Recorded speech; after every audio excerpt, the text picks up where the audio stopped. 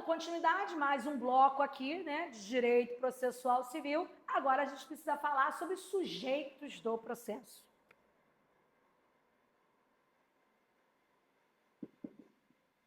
Bom, no edital de vocês, pediu tudo. Pediu tudo. Aí não brigue comigo. Brigue lá, né? Por quê? O que ele colocou aqui? Ele colocou sujeitos de processo, onde a gente vai precisar saber o que é partes, procuradores. Vamos ter que estudar aqui, além de partes, procuradores, a gente vai ter que estudar aí juízes e seus auxiliares. A gente vai ter que estudar aqui, né, advocacia pública, defensoria pública, Ministério Público. Fora que ainda precisamos estudar nesse meio termo aí, entre um tópico e outro, estudar litisconsórcio e intervenção de terceiros. Tá? Isso tudo aqui dentro de quê? Sujeitos do processo.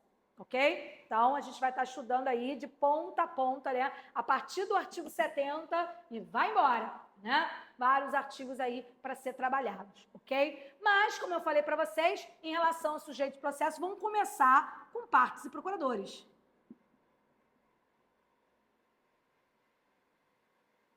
E dentro de partes e procuradores, vamos começar com a chamada capacidade.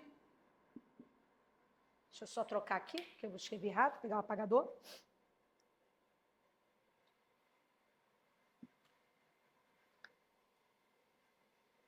Capacidade processual. Então, em relação a partes procuradores, vocês vão precisar estudar os artigos 70 ao 112. Tá? Mas como a gente está desmembrando, vamos ver primeiro capacidade processual, então vamos estudar aí dos artigos 70 a 76. Vou colocar aqui, pegar aqui outra. Então, vamos lá. Dentro de sujeito e processo, tem partes e procuradores. Dentro de partes e procuradores, tem capacidade processual. Claro que já comentei aqui o conceito de parte, mas fiquem tranquilos que no roteiro de vocês vão ter o conceito que é parte, tanto autor quanto réu ali, né? Nessa fase aí, eles são assim chamados, ok? Mas vamos lá prosseguir. Procuradores, a mesma coisa, a gente vai estudar um capítulo lá sobre procuradores. Agora, em relação à parte, nós temos capacidade, o quê? Processual, que vai do artigo 70 ao 76 do Código de Processo Civil. Dentro de capacidade processual, vamos ver isso aqui, ó. A capacidade de ser parte. Nós temos a capacidade de estar em juízo. Que no caso aqui, gente, vai ser a capacidade processual estrito sensu. Tá? Artigo aí 70 do Código de Processo Civil. Ok? Fora a própria capacidade postulatória, né? Que lá vamos estudar melhor isso lá no 103, dentro de procuradores, que é aquela aptidão, né? Para o que, gente? Para apresentar petições ao Estado juiz. Que no 103 nós falamos do quê? Do advogado regularmente inscrito na OAB. Claro que sabemos que quem tem capacidade postulatória não é menos advogado, né? O Ministério Público tem capacidade postulatória, né? A Defensoria Pública tem capacidade postulatória, tá? Depois a gente vai ver isso. Quando eu falo da capacidade de ser parte, é a capacidade de estar atrelada à capacidade de direito. Então, é a capacidade de ser parte. Nós temos aqui as pessoas naturais, né? Nós temos aqui, vamos ver aqui, as pessoas jurídicas. E quando eu digo pessoa jurídica, nós temos tanto as pessoas jurídicas de direito público quanto de direito privado.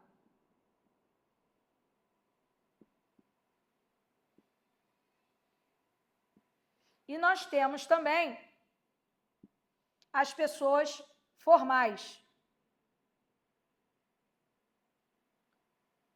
que são os entes despersonalizados.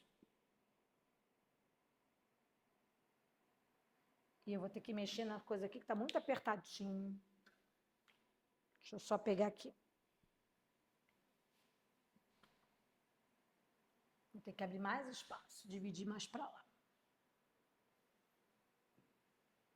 Despersonalizados. Ok? Entendido? Então, nós temos, em relação à capacidade de ser parte, nós temos as pessoas naturais, as pessoas jurídicas, de direito público e direito privado, e as pessoas formais, que são os entes despersonalizados, ok? E, professor, o que significa isso? Bom, pessoas naturais, a partir do momento que a pessoa nasce com vida, adquire personalidade civil, tá? E aí o quê? E se torna uma pessoa o quê? Natural.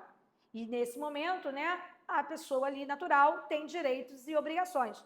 Então, se ela tem direitos e obrigações, ela pode ser parte de uma relação processual, tanto a autora quanto o quê? Quanto o réu, ok? Então, as pessoas naturais, e a própria lei também lá no Código Civil, quando fala aí, né, a partir do momento que nasce com vida, adquire personalidade jurídica, personalidade civil, lá também que põe a salvo o direito do nascituro. Quem é o nascituro? Aquele feto, ó, que está para nascer. Então, por isso, mesmo ele não tendo personalidade, de acordo com o Código Civil, né, ele vai ter ali também direito, tanto que hoje em dia você pode pedir os alimentos durante a gestação, tá? Então, aí, ó, nós temos aí capacidade de ser parte, que é a capacidade ali de estar, né, numa ação judicial como parte, né, nós temos as pessoas naturais. Bom, além das pessoas naturais, temos o quê? As pessoas jurídicas, tanto direito público, União, Estado, município, né? Como também o que, gente? Né? A de direito aí privado, que a partir do momento que você leva registro, né? Adquire personalidade jurídica e se torna uma pessoa o quê?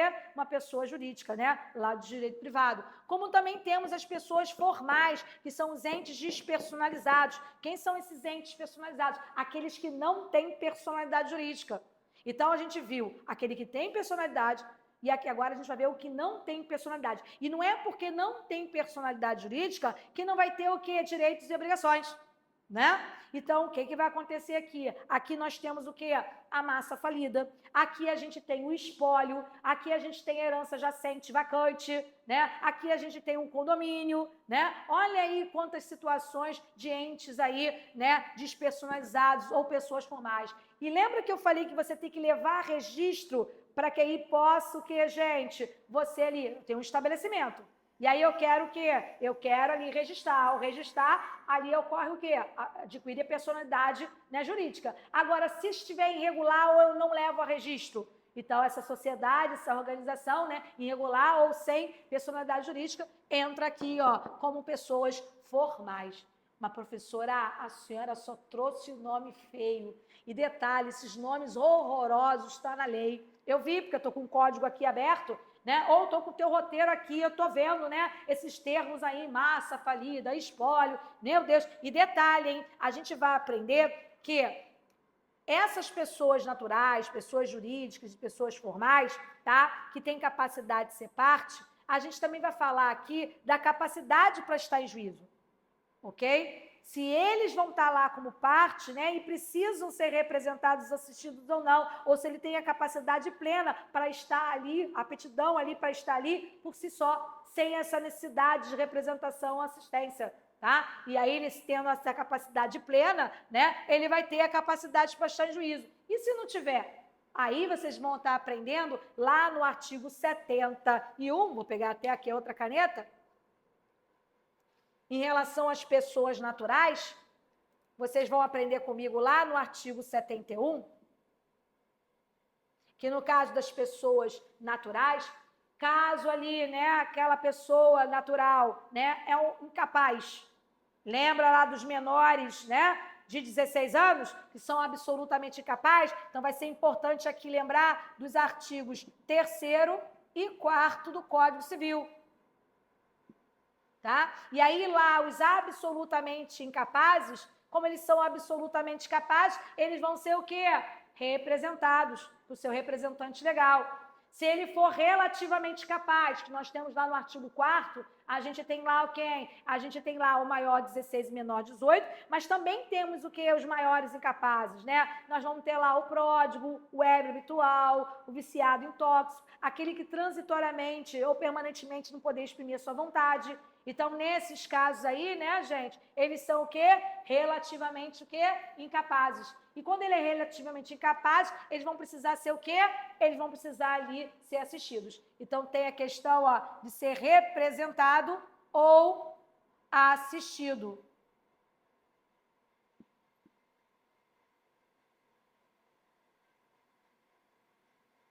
tá? Isso você vai encontrar lá no artigo 71. Agora, eles vão ser aí representado, assistido por quem? Lá no 71, você vai ver que ele vai ser ali representado, assistido pelos seus pais. Na falta dos pais, né? Se for órfão, menor incapaz, vai ser nomeado um tutor, tá? E aqui a gente vai ver que para maiores incapazes, em regra, né? Para maiores incapazes, vai ser nomeado aqui um quê? Um curador. Tá? E aí tome cuidado com outra coisa aqui importante, né? Em relação aqui, ó, a questão do artigo 72. Não vão confundir, tá? Esse curador aqui com o chamado curador especial, que está lá previsto no artigo 72 do Código de Processo Civil. Que lá no parágrafo único do artigo 72 diz que esse curador especial aqui, ó, né? Quem é esse curador especial aqui? Vocês vão aprender lá que é Defensoria Pública.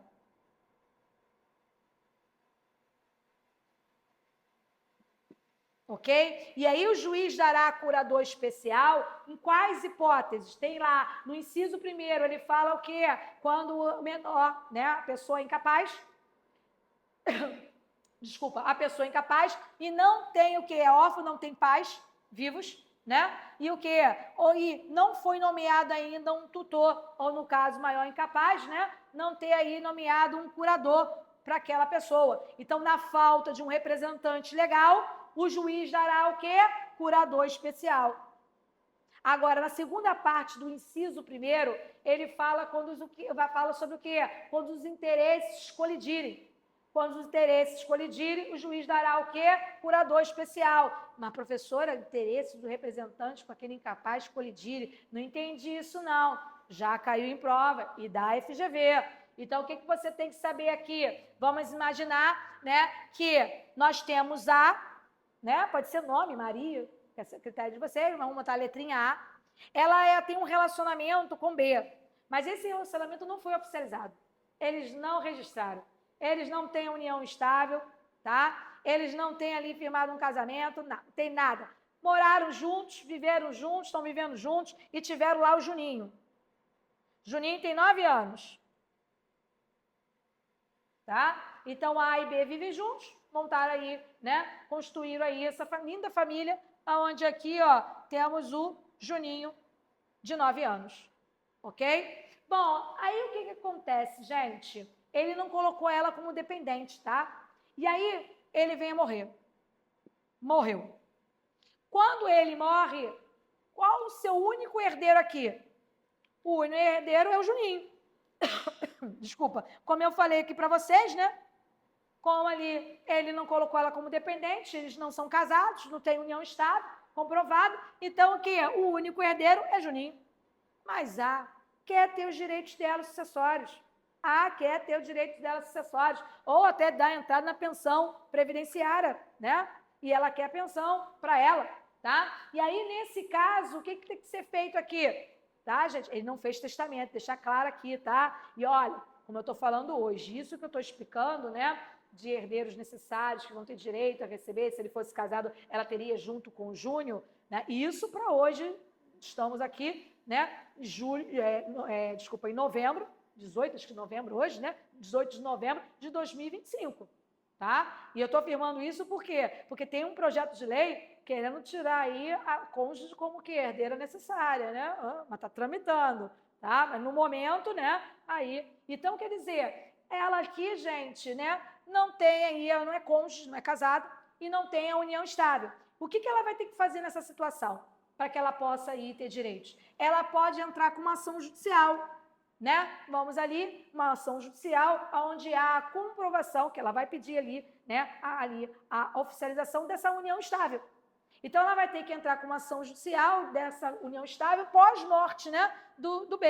E aí ela vai ter que entrar com ação direto com quem? Júnior. Opa, a mãe entrando em face do filho. E o filho tem 9 anos, é incapaz.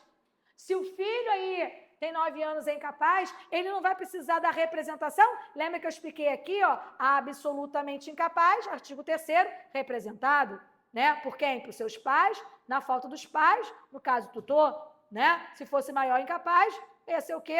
Em regra, né? Para maiores incapazes, um curador.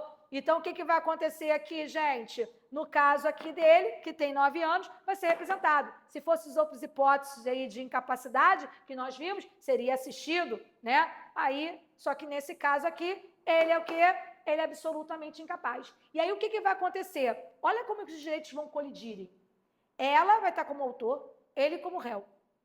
Como é que ela, ao mesmo tempo, como autora, ela vai estar representando ele em juízo? Não vai ser possível, né? Vai colidir os seus interesses. Então, nessa hipótese, o juiz dará o quê? Curador especial. Está lá na segunda parte do inciso 1º do artigo 72. Só que não acaba aí, não. O juiz também dará curador especial, está lá no inciso 2º do artigo 72, ao réu preso revel. E também no caso do quê? Daquele revel citado por edital ou por hora certa, ainda que não tenha ainda constituído o quê? O advogado. Então, enquanto não tem constituído um advogado e ele ali é revel, né, nessas 3 hipóteses aí, o juiz dará curador especial, que pelo acordo do parágrafo único do artigo 72 é a Defensoria Pública. Ih, professora, mas que nomes feios de novo, hein? Mais nome feio, né? O que significa isso, revel? Né? Vem de revelia, né? Então, o preso revel, tá? Que não constitui advogado, o que acontece aqui? O preso revel vem de revelia, então não houve ali a apresentação da sua defesa. Ele não se defendeu. Só que não se sabe se ele não se defendeu porque ele não quis ou porque ele não conseguiu, né? Está preso. Ele foi citado validamente, mas o quê? Né? Está preso. Então, nessa situação específica, o Código nos traz que o juiz dará para ele um curador especial, Defensoria Pública. Entendido? Agora, citação por edital e por hora certa são citações fictas. A gente vai aprender na parte de comunicação dos atos que existe aqui a citação, né, presumida, ficta, porque não se tem certeza se ali ele tomou conhecimento, ou se houve aquela citação, se chegou até ele. Se de repente ele não se defendeu, né, por isso que ele é revel, porque ele não quis, ou porque sequer tomou conhecimento desse ato. Então, o juiz, nessa situação, dará o quê? Curador especial. Mas, professora, eu continuo sem entender. Vamos lá explicar. O que eu vou narrar aqui, tá? É estudado lá em Comunicações dos Atos, mas superficialmente eu vou trazer essa informação para você não ficar parado aqui, porque pode vir uma questão dentro desse contexto. E outra também, já caiu na FGV. Mais de uma vez. Tá? E o que eu vou narrar? Eu vou narrar o artigo 252 ao 254 para vocês. Vamos fazer de conta que eu sou oficial de justiça. Estou lá naquele endereço. Eu vou criar uma simulação aqui para vocês entenderem, ter uma ideia, porque a gente vai ter que trazer, que ele vai 2 vezes lá tentar e tem que ter suspeita de ocultação nessas 2 vezes, tá? Então, para vocês terem uma ideia da suspeita de ocultação, que está se escondendo, né, embaixo da cama, embaixo da mesa, para poder fugir e não ser licitado, eu vou narrar a seguinte situação para vocês. Vou fazer de conta que eu estou aqui com o meu mandado em mãos, para ser cumprido, mandado aqui em mãos, a ordem judicial, para fazer a citação. E sabe, às vezes, eu estou numa rua, que sabe, às vezes, as numerações são irregulares? Aí eu estou meio confusa, resolvo parar aqui, ó. Para aqui, a Rosane. Para aqui, a Rosane. Né? E chego assim para ela e falo assim, ó.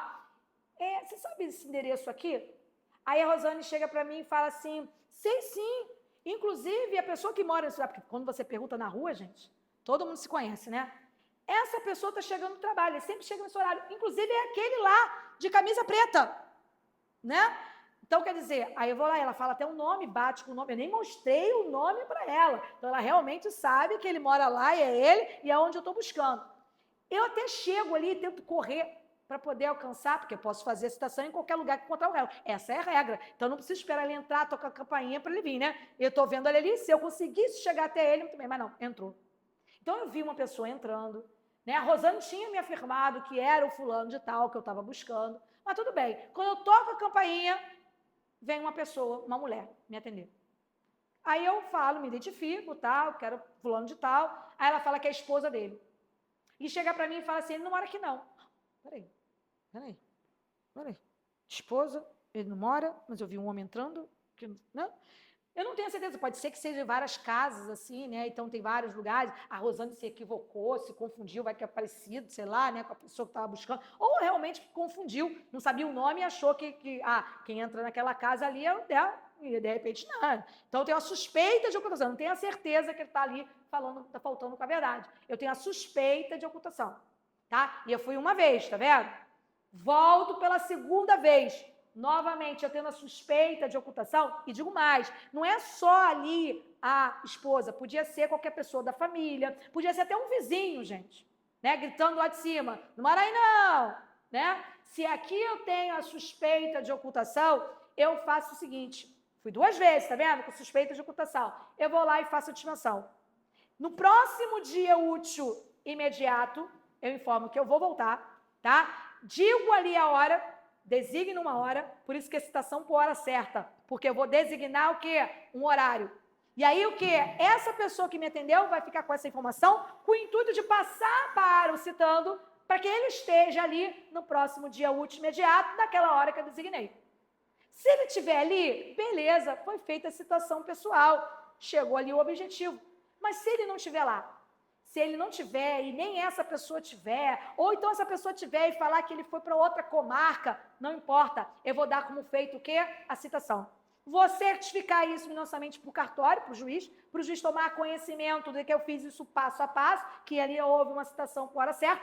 Aí o que vai acontecer? No cartório, no prazo de 10 dias, vai ter que mandar uma carta, telegrama ou de forma eletrônica, né, por meio eletrônico, a comunicação de que aí, inclusive com advertência, né, que se for ali, né, revel, o juiz nomeará um curador especial. E aí o que, gente? Para poder... Só que não pode acontecer, gente, desde aquele primeiro momento que eu estive lá e toquei a campainha, ela me atendeu, né? Eu tenho ali falado com ela fala que não mora ali, e ele estava lá tomando banho. E aí, de repente, quando ele sai do banho, pergunta, quem tocou a campainha? Ela chega para ele e fala assim, Yakult. Eu estava vendendo Yakult, né? E aí ele falou assim, vendendo Yakult. E no dia que eu deixei lá para ela, depois que eu fui a segunda vez, tal, ela não comunicou para ele, e aí eu voltei lá, ela não pode ter rasgado o que eu entreguei, e ele sequer tomado ciência disso, por isso que é presumido. Não se sabe se chegou até ele. Até por isso que o cartório manda depois, né, para ver se ali agora, ele identifica, ele veja ali e possa se defender. Então, nessa circunstância, o juiz dará o quê? Curador especial. E é por edital. Edital é lugar incerto e não sabido, ou o próprio réu incerto e não sabido. Isso acontece, às vezes, em casos de uso capião.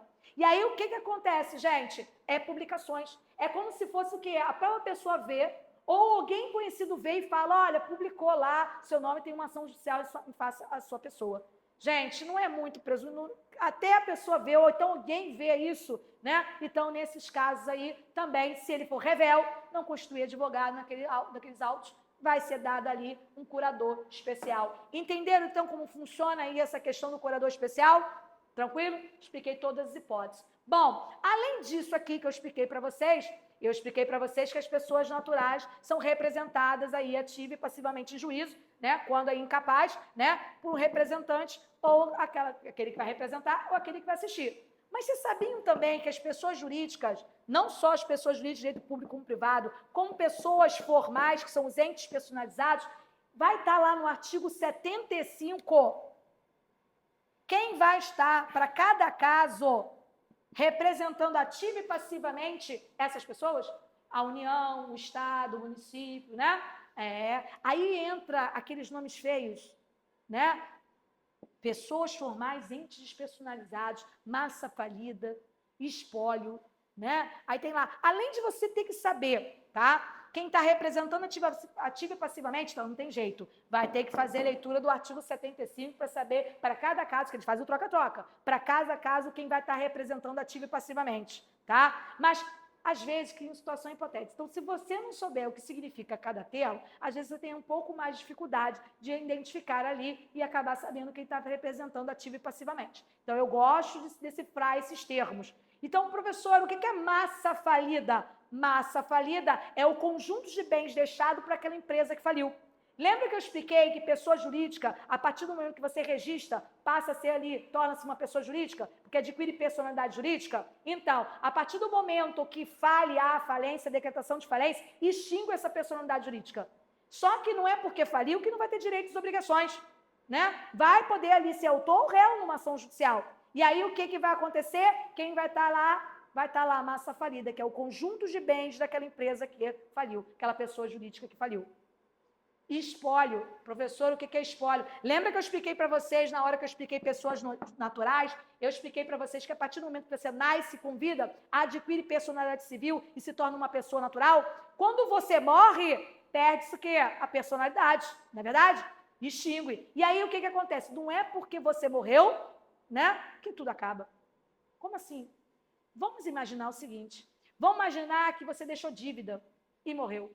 Claro, não vai para cima dos bens dos herdeiros, né? No caso, individuais de cada um deles. Porque, no caso, gente, a partir do momento que morre e não deixa bens, né? Aí morreu. Não tem jeito. Mas se você, o que deixou bens, vai em cima desses bens. A não ser, claro, existem alguns contratos que têm seguro, né? Financiamento inclusive, o financiamento imobiliário, né? É uma cláusula lá, né? É obrigatória, no qual ali, quando você financia no banco, você paga ali seguro, tá? Em relação à morte. Se morrer, o seguro cobre, né? Aquele seguro que você já vem pagando sem saber se vai morrer ou não, né? Aí se não morrer, pagou, né? E não morreu. E se morreu, ali vai cobrir. Claro que se você sozinho comprou esse imóvel, né? Vai ser 100% ali liquidado, né? Se foi 50% você, 50% outra pessoa, é que costuma ser às vezes o cônjuge, se colocar assim, um deles morreu, vai morrer só 50% da dívida. A outra 50% não vai cobrir, vai ter que continuar pagando, tá? Mas isso é questão de seguro. Não sendo assim, né? Vamos imaginar que numa ação judicial, né, alguém, um credor, está cobrando uma dívida para esse devedor, e esse devedor morreu. Não é porque morreu, né, que automaticamente a dívida morre, como eu falei para vocês. Ele deixou bens. O conjunto de bens que essa pessoa que morreu, falecido, deixou, chama de espólio. E vai estar lá o quê? O espólio nessa ação judicial. Aí quem vai estar representando ativo e passivamente espólio? Inventariante. Então está lá no artigo 75. Tá? Ok? Agora, professora, né? No excesso da massa falida administrador judicial, tá? Mas está tudo lá no artigo 75. Agora, professora, a senhora falou um nome da chamado herança jacente, herança vacante, né? Que quem vai representar ativo e passivamente é o curador, está lá na lei 75. Mas o que é herança jacente vacante? Lembra que eu falei para vocês, né, que quando a pessoa morre, se deixou herdeiro, vai para o herdeiro, né? Inclusive, numa ação judicial, eu até comentei com vocês que morre no curso do processo, não necessariamente o processo se encerra, né? Ele pode vir através de seus sucessores. No caso do acidente de trânsito, se a Maria morresse, né, no curso do processo, ia sucessão, ia suspender o processo e viabilitação dos seus herdeiros. Só que, né, vamos imaginar que aparentemente não deixou herdeiro. Não tem testamento, não é casado, nem tem união estável, não tem filho, aparentemente sem ninguém. A herança fica o quê? Jacente. Aí vai ter publicações, porque vai ter que aparecer alguém, né? De repente tem aquele parente distante, vai lá, aparece, opa, né? Sou o herdeiro. Mas se não aparecer ninguém, a herança fica vaga, vai para o governo, porque é herança vacante. Então, viram a diferença? Herança jacente, herança o quê? Vacante, ok? Então, gente, atenção. Fora o condomínio, aí esse é o mais fácil, todo mundo aí deve ter já ouvido falar, ou mora no condomínio, ou alguém da família mora, né? No condomínio, quem vai estar representando ativo e passivamente, ou vai ser o síndico, ou o quê? O administrador, que pode ser que aquele condomínio tenha ali uma administradora, ok? Então, gente, atenção a esse rol do artigo 75. Tá? Além de entender esses termos, tem que saber quem representa ativa e passivamente essas pessoas. Não só pessoas jurídicas de direito público e privado, mas também essas pessoas formais, entes despersonalizados. Bom, seguindo aqui. Como eu falei para vocês antes, né? Eu expliquei para vocês o 71, 72, expliquei aqui, né, o 75, mas tem mais coisas para explicar. Falei para vocês que pode ser que a pessoa tenha capacidade de ser parte, mas nem todo mundo, às vezes, tem capacidade para estar em juízo, que é a capacidade processual estrito sensu. Então, para isso, há ali a necessidade, né, dessa representação, do representante legal, ou assistência ali desse representante legal, beleza? Né? Mas temos mais coisas a falar. Temos também que falar sobre a representação das pessoas casadas ou com união estável comprovada nos autos. Que está onde isso, professora? Artigo 73 e 74. Que eu expliquei o 75 para fazer o raciocínio aqui, fechar esse raciocínio, mas temos 73 e 74 para falarmos. Não vou colocar aqui no quadro, que aí eu tenho que apagar, colocar, a gente ia perder esse tempinho aí, mas tem no roteiro de vocês isso escrito, tá? O que eu pronunciei agora. E aí tem a capacidade ali ativa e a capacidade o quê? Passiva, tá? Cuidado aí. No caput do artigo 73, ele fala o seguinte, ele fala das pessoas né, que são casadas ou que têm aí união estável comprovada nos autos. E que nos casos de direitos reais imobiliários, no qual precisa propor uma ação, basta o consentimento do outro, salvo nos casos de separação absoluta de bens. Ah, professora, primeiro, e se não der o consentimento? Precisa do consentimento. Mas caso ali, sem justo motivo, não quer conceder, ou na impossibilidade, a própria lei diz que pode ser suprido através do juiz, né? Do Poder Judiciário. Então, o Judiciário pode suprir essa falta. Tranquilo. Agora, a senhora também falou sobre regime de bens, né? Não cai aí para técnico de direito civil, você não vai precisar estudar direito de família, regime de bens, mas, né, aí na letra da lei, o que eles costumam fazer? Às vezes eles fazem um troca-troca. É salvo separação absoluta de bens. Se tiver comunhão parcial ou comunhão universal de bens, tá, gente? Ali, né, precisa do consentimento. Só não vai precisar do consentimento com o quê? Quando versar sobre direitos reais, né, ali imobiliários, tá? No caso aí da separação absoluta de bens, que no caso aí não vai precisar do consentimento, ok? Já no caso da capacidade passiva, que é o 73, parágrafo 1º, cuidado ali. Ali fala quando alguém entrar com ação em face dos cônjuges ou dos companheiros, versando sobre direitos reais imobiliários. E aí também vai falar sobre salvo, né, nos casos de separação absoluta de bens. Mas atenção, não é somente nessa hipótese. Nas outras hipóteses, não traz o salvo, então, independentemente do regime de bens. É isso que, às vezes, a questão de prova cobra e você tem que ficar atento a isso, ok? E aí, observe o que, no caso de ser citados, ambos necessariamente precisam ser citados. Então, ali, gente, tem que ser um litisconsórcio passivo necessário. Já no outro, não, era facultativo, lembra? Que poderá, basta o consentimento do outro, não precisa os dois estarem lá juntos. Litis, consórcio, cai isso para vocês. Litis, consórcio, litígio, pluralidade de pessoas no mesmo polo ali, né? Então, se tiver dois ou mais autores naquela ação, está ocorrendo o quê? O litisconsórcio ativo, porque a concentração da pluralidade está no polo ativo. Tem dois ou mais réus ali naquele polo, naquela ação judicial, polo passivo, então litisconsórcio o quê? Passivo. Fora que, em relação à classificação de litisconsórcio, a gente vai aprender que existe o facultativo e necessário. E aí já estou trazendo aí um exemplo do necessário para vocês, né? Porque ali os cônjuges necessariamente, então a lei diz que necessariamente precisam ser citados naquela relação processual, ok? Então atentos a isso. Para fechar essa partezinha de capacidade processual, nós temos o quê? O artigo 76. Cuidado com o artigo 76. Tá? Ele vai falar do que, gente? Da incapacidade processual, né? Da irregularidade de representação, tá? O que significa isso? Vício, né? Vício aí que é sanável. Se é sanável, o juiz vai dar prazo razoável para saná-lo. Que é vício em relação à capacidade para estar em juízo e vício em relação da capacidade postulatória. E aí, o que o juiz vai fazer? Ele vai o que, gente? Ele vai dar prazo razoável, vai suspender e vai dar prazo razoável para que possa sanar esse vício, ok? Mas como assim? Você pode ter entrado com ação judicial? Lembra do menor? O menor entrou com ação judicial ali, e aí, como ele tinha menos de 16 anos, ele foi representado. Então, lá, a mãe ali assinou a petição inicial, assinou a procuração, porque ele é absolutamente incapaz. Aí, no curso do processo demorou tanto. Isso não acontece na prática, não. O processo demorou tanto que ele está com 17 anos, né? E agora o quê? Agora ele é relativamente incapaz e não mais absolutamente incapaz. Tem que trocar, gente. Regularizar isso. Por quê? Porque agora ele vai ser assistido e não mais representado. E ali o que ele assina e os pais, né, assinam embaixo. Então, gente, vai precisar ali, o juiz vai dar prazo para sanar se você não fizer de imediato, tá? E aí o quê? Ou então a pessoa entra na justiça e ali, se você for advogado, você pode entrar com causa própria. Mas se você não for advogado, você vai precisar, lembra? Tirando o juizado especial civil, a justiça trabalhista, né? Mas isso são exceções. O juizado até 20 vezes salário mínimo. Aqui, gente, se você entrar na justiça comum, tá? Entrar aqui na justiça sem advogado, né? Ou então, às vezes, acontece você entrar com advogado, aí no curso do processo o advogado vai e morre. E não é aquela sociedade de advogados, não. É o único advogado. Ele vai e morre. E aí o quê? Se você não entrar com uma procuração com outro, você tá sem o quê? Tá com vício da capacidade, o quê, gente? Postulatória. Por quê? Você não tem aptidão a apresentar a petição ao Estado juiz, né? Tinha, mas ele morreu. Ou então o quê? Você entrou sem ele, né? Sem ali ter a capacidade postulatória. O juiz vai extinguir de imediato, liminarmente? Não. Ele vai dar o quê? Ele vai dar prazo para você sanar aí, prazo razoável para você sanar esse vício.